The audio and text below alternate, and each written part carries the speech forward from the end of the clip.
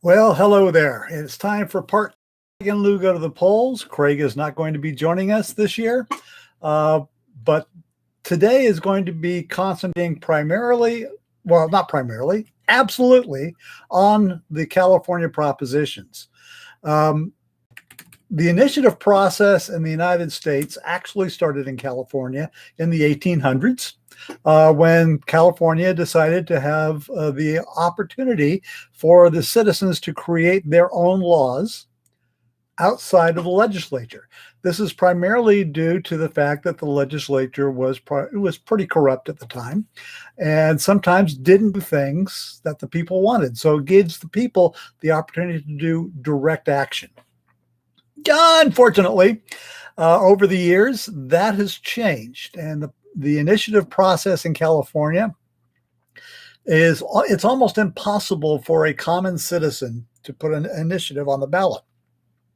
It costs a lot of money. It takes a lot of time, a lot of manpower in order to collect all the signatures you need and to put them through the process in California. So the initiative process has been taken over by what is known as special interests, corporations, and even the legislature when they can't seem to come to an agreement on a piece of legislation, which is unusual in California because, well, let's face it, the Democrats control the legislature, and if they can't agree on things, you're really in a lot of trouble. So anyway, we have this initiative process. We can't get rid of it, so we might as well have an opportunity to try and figure out how to do it better. So that's what this particular episode is about. And we're going to be taking a look at all of the propositions. There are about a dozen of them, starting with the number 14. Proposition 14 is going to authorize the sale of bonds to continue funding stem cell research in California. Now, that sounds really good. Stem cell research is a good thing. It's a potential life-saving process for a lot of people. But we need to understand the history of California's involvement in stem cell research. When this first came onto the ballot, there was an issue that somehow people were killing babies in order to get stem cells to do this research. That was a lie. It had nothing to do with abortion because the stem cells that we use, we don't harvest from newly aborted babies. There is a set amount that is cloned on a regular basis, and that's what we do our research from.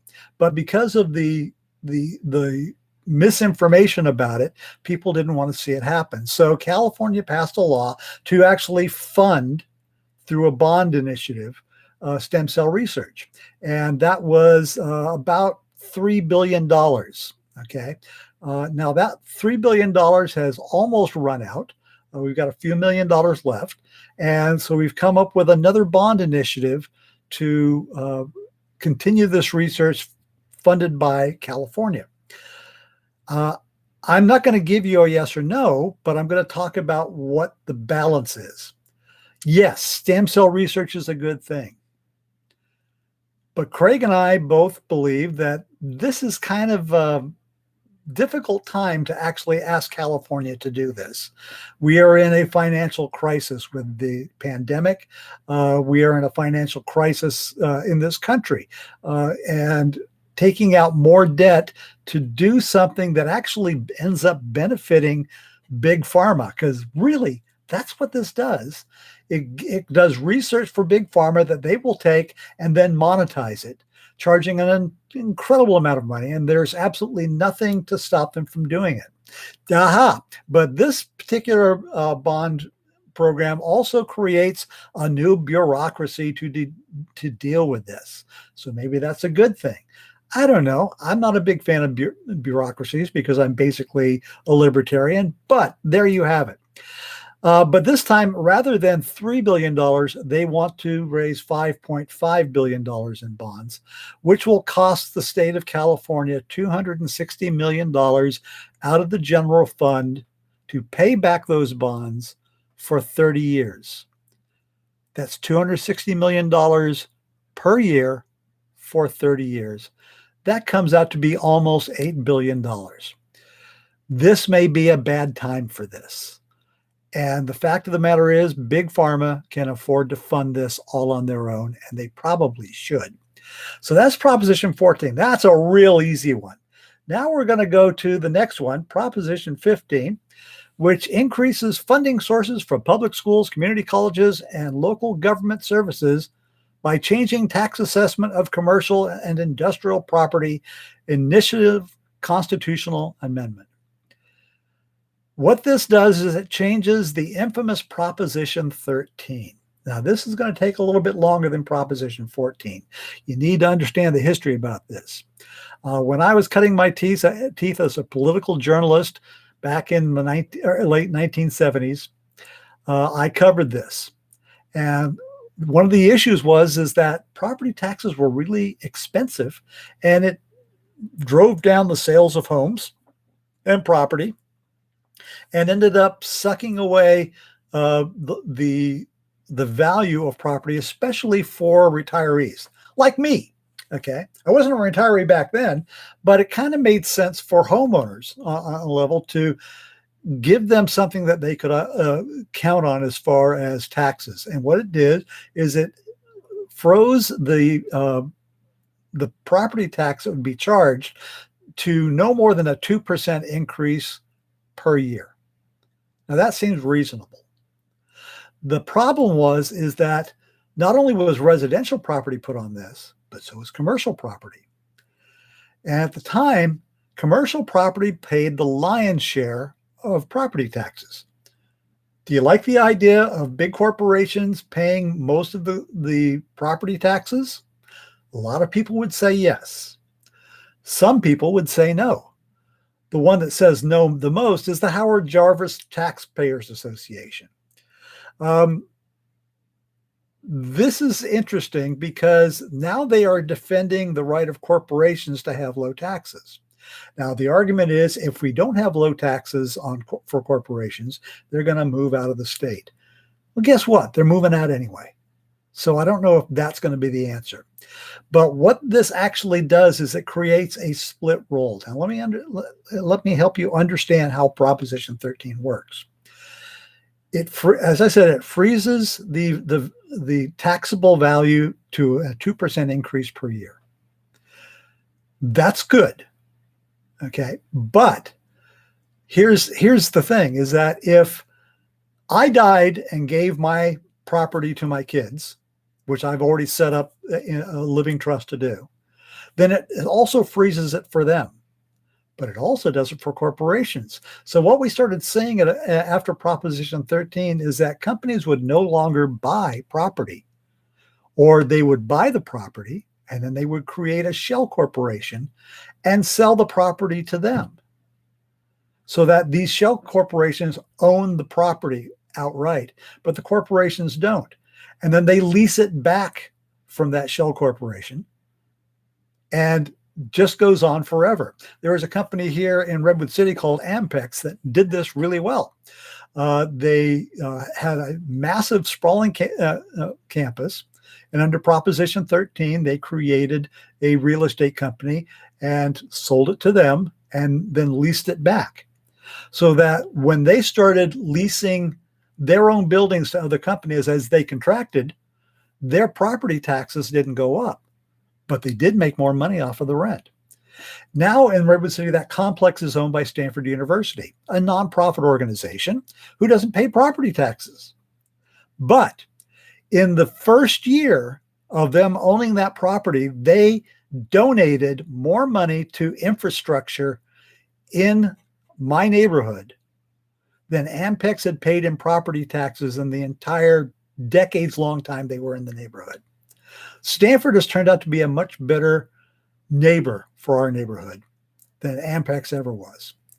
And this Proposition 15, will make it possible to start charging property taxes to the corporations.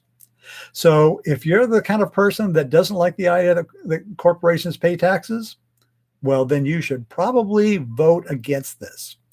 If you think that corporations should pay a larger share than homeowners, and right now homeowners pay most of the property taxes, then you should probably vote for this. That's Proposition 15. Now, let's go to 16. Allows diversity as a factor in public employment, education, and contracting decisions. It's a legislative constitutional amendment. In other words, legislature couldn't decide to do this, so they're putting it on us. Now, this is actually changing a constitution, so it does have a good reason to do this. Back in, I think it was the 1990s, California had a proposition that eliminated affirmative action. In other words, it said that you couldn't make decisions for bringing people into public education, like UCs, state universities, and contracting with these companies on the basis of race, sex, color, ethnicity, or national origin. Now, that sounds good to a certain extent, but we threw that away, okay? Because we thought that people were getting they were getting too good of a deal, and this especially was driven by the UC system. Ward Connolly, who was a chancellor of the UC system, wanted to push this through, and it passed. And so, since the 1990s, we can't use race, color, ethnicity, national origin in order to give an advantage to someone to get into college or to get a job, or when it's run by the government. And right now, the people that really don't want to see this happen are people that are sending their kids to school who come from Asian countries. Because as it turns out, Asians get more kids into the UC system and into the state schools than any other ethnic group or color, because they do so well in school. And if you think that's fair, then you should probably vote against this. But at the same time, when this passed, the number of people from Black Americans, from Latinos, their numbers dropped in going into UC system. And that's because the testing issues, and this was really it. If you did well in tests like SATs or ACTs, then you got into the UCs. If you didn't do well, you didn't get in. And that's problematic because it's been determined that the SATs and the ACTs and the college entrance exams were actually racially biased. So that if you grew up in a poor neighborhood, especially a minority neighborhood, you wouldn't do well in the test. However, it has been decided that you can no longer use those tests to determine whether you get into a UC. So I don't know. Again, this is one of those situations where both Craig and I, well, Craig is in favor of this, and I'm kind of no-ish. Overall, I think the problems that we had when this was put into place, they're largely gone. So actually, I'm not actually no-ish. I'm kind of yes-ish on this. But that's the history, and that's what it is. If you think that considering race, sex, color, and ethnicity and giving an advantage to someone to get into a UC or a government contract is good, then vote yes. If you don't, vote no. I'm not going to tell you one way or the other. Now we go to 17. Restores the right to vote after completion of prison term. In other words, in California, it is if you are convicted of a crime, a major crime, and you go to prison, you can't vote while you're in prison. Once you get out, well, you still can't vote until you finish your parole. I think that's stupid. Okay, I'm just going to come out with, and Craig agrees with me on this. If you've got to the point where you have been paroled, then you have done certain things to change your life, so you've gotten out early. And if you've paid your debt to society, you don't owe society anything more. So I think, yeah, Vote yes on that. Otherwise, if you don't think that, if you really hate people who have ever been to prison and you want them to suffer even more after they've served out their term, well, then maybe you should vote no. I don't know what kind of person you are, though. Number 18, amends the California Constitution to permit 17-year-olds to vote in primary and special elections if they turn 18 by the next general election and will be otherwise eligible to vote. In other words, if you're going to turn 18 before November 3rd, if this had passed, and it had gone through the legislature and it didn't pass. But if the next general election, it turns out that you're turning 18 by November 3rd, well, or by that election date, then you can register to vote for that. Now, some cities, San Francisco and notably, they allow people under the age of 18 to vote in local elections. That's because it affects them, especially if they're leaving high school. They should have something to say about that. Some people say they're not mature enough to vote. Well, I know some 30, 40, 50, 60, and 70-year-olds who aren't really mature enough to vote. They don't even know enough to make good decisions. So I would say, yeah, I'm probably yes-ish on this. And Craig is absolutely yes. So that's number 18. Number 19, changes certain property tax rules. Okay, it allows homeowners who are over 55, okay, that's me, disabled, or wildlife disaster victims to transfer primary residences tax base to a replacement residence. Now, I'll give you an example of this. My in-laws, who are in their 80s, lost their home in the Paradise Fire. They live in Magalia, and they were wiped out. Okay, they ended up because they had saved and they had some money and they had really good insurance. They were able to buy a house a little bit further south, outside of a high fire area, but they couldn't necessarily transfer their property tax from Magalia to there. This would make it possible for them to do that. This was something that was tried to do. They tried to do this in the last round of propositions. Didn't get through, but it's being put through again. I would say the Howard Jarvis Taxpayers Association is again behind this.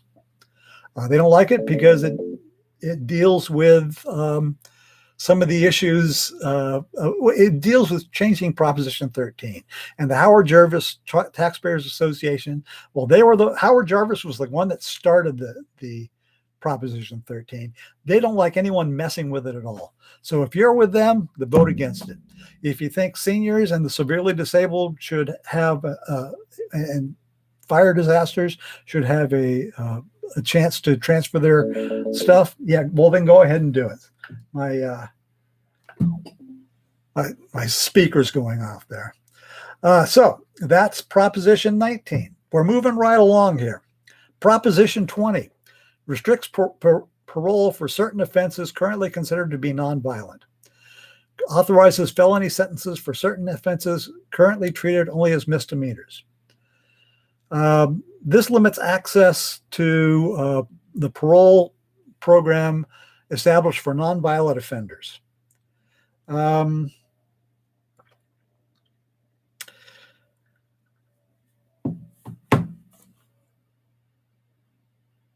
don't know what to think about this one.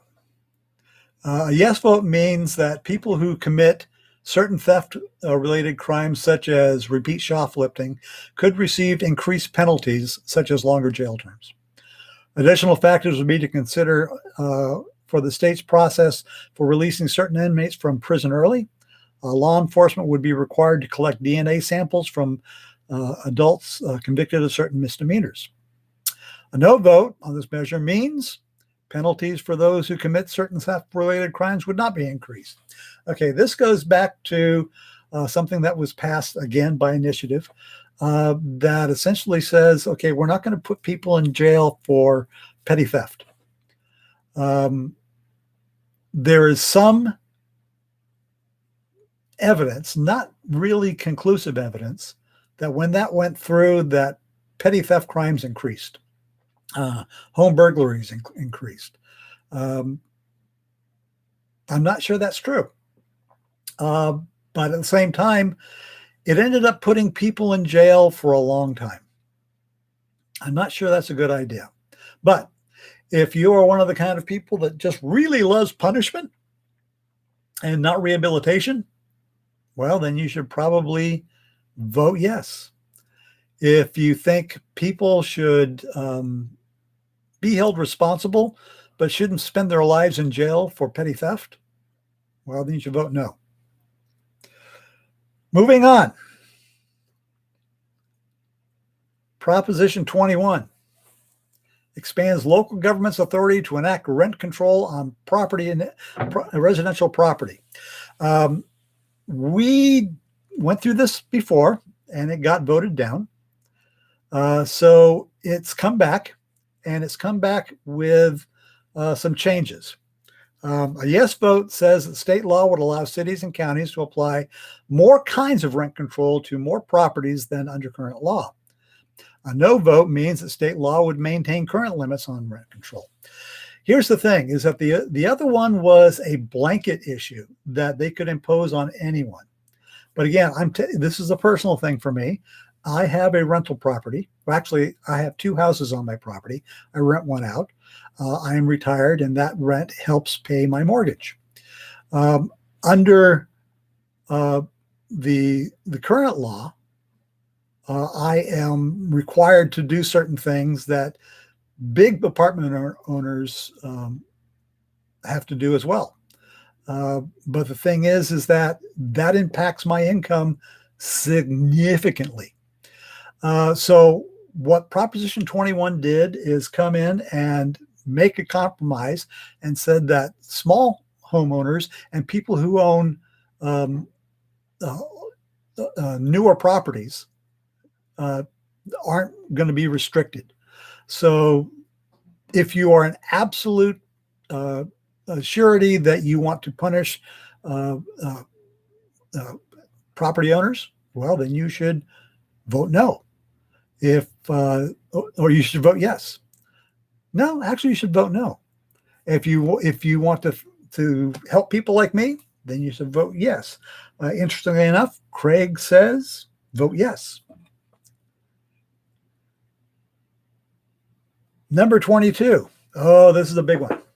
And this one is going to require some additional work. We're going to talk about history. This is exempting app-based transportation and delivery companies from providing employee benefits to certain drivers. This is about the gig economy. When people don't have real jobs, they're quote unquote their own boss. Now, this is a compromise from the companies of Uber and Lyft, who are the funders of this, who want to classify app-based drivers as independent contractors instead of employees. You've probably heard about this. And it provides independent contractor drivers other compensation unless certain criteria are met. All right, so Uber started out as a cab company in San Francisco. And what it did, his difference was, is that there was an app that you could put on their phone where you could call a cab. And they figured out that, gee, we could actually just make all of these drivers independents. We wouldn't have to be a licensed cab company, which is what they were competing against. And they no longer had to buy cab licenses.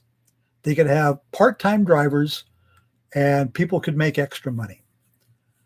That sounds all well and good. I mean, I am 68 and I am still a gig worker, and I have been a gig worker for 28 years, because when you reach a certain age in the world of communications and marketing and all that, it's harder to find jobs. So I've had to be a gig worker for 28 years because of my age. Um, that's not necessarily fair, but it is what it is. In this current climate, what Lyft and Uber and Postmates and DoorDash and all of these other companies that give people the opportunity to be their own boss using their car to deliver things. And I tell you, it's been a godsend during this pandemic because you got to have that stuff. And these people are out there delivering it. But it's also made companies like Uber and Lyft and DoorDash really rich because they're skimming money off of these people who are barely making it by. Now, the thing is, this was supposed to be a supplemental job. They're not supposed to be able to make a full living at it. But as things progressed, some drivers figured, well, if I work for both Uber and for Lyft, I can probably make a decent living. So that's what they started doing. And those were the people that essentially brought the lawsuits and pushed the legislation through to make them full-time employees with benefits and at least minimum wage and all the other protections given to people who have full-time jobs. There are a large number of people who are Uber and Lyft drivers who are still just doing it for supplemental income. And they're afraid they're going to lose their jobs. If this goes through, they probably won't. If it doesn't go through, they probably will. But the problem is that this entire process has been very poorly dealt with, from the legislation, from the people pushing for the legislation, from the people who wrote this initiative. This is one of the examples of why the California propositions are so bad. Personally, I'm going to vote no on this, and Craig agrees with me. But the issue is if you think it's a better idea for people to not be employees, then you should vote yes for this. And if you feel that these companies probably shouldn't exist in this time and somebody should actually start giving them jobs, then you should vote no. This is going to be